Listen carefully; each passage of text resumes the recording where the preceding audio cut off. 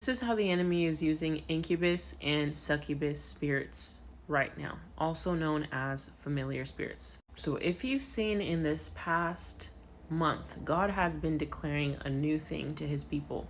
He's been telling people to move into a new season. He's been telling everyone to move forward. But because some people are regressing or going backwards or thinking about the past or going back to fear, many of you are being attacked by a incubus or succubus, which is really just a familiar spirit. This thing is trying to have intercourse with you to form a covenant. That's what they're known for. In seasons past, because of the gift of discerning of spirits and I'm a watchman, the Lord would show me how these spirits are using or what their strategy is during specific seasons. In this specific season, you have to understand that when an incubus or succubus or familiar spirit is trying to have intercourse with you, it's literally signifying that you are in a covenant or it's trying to form a covenant. And because these spirits are known as familiar spirits, the reason why it's doing what it's doing is because you yourself, in your mind, are going back to things that are familiar to you.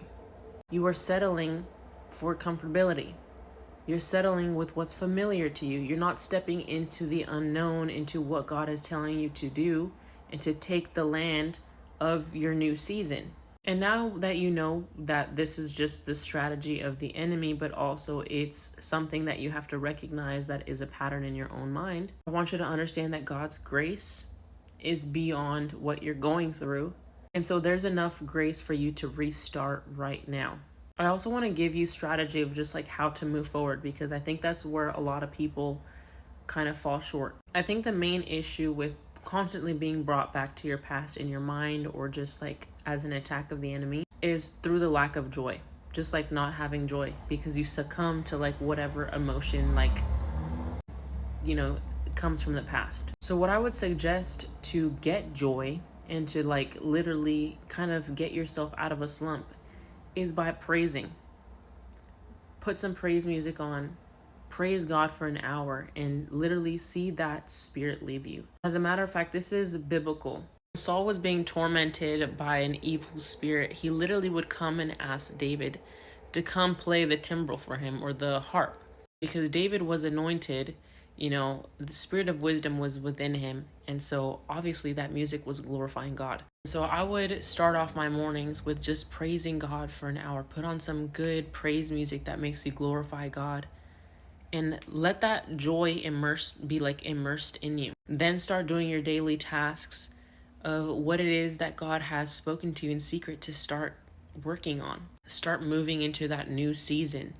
Because now you're in a place of joy where it's not something that you can't fathom. It's like, oh, like you've actually desired to do this all of your life. This is what God has like put in you as a dream, as a desire for you to do. And he's already answered your prayer. You just have to walk into it.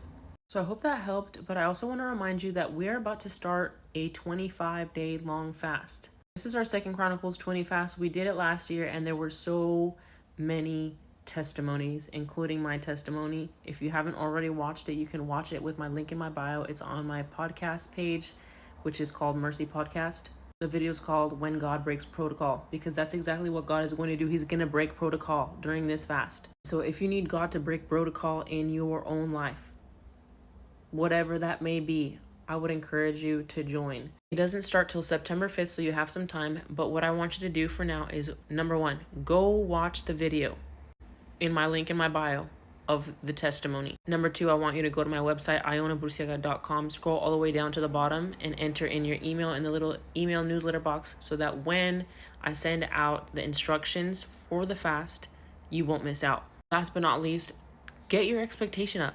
God is always doing a new thing. That's literally his constant. He is good all of the time. He's literally always doing something. It's up to us to engage and look with our spiritual eyes, not our natural eyes. So I'll see you very soon. If you want, you can join the Discord group. The link is also in my bio there. If you need any help, any resources, I would recommend to go there.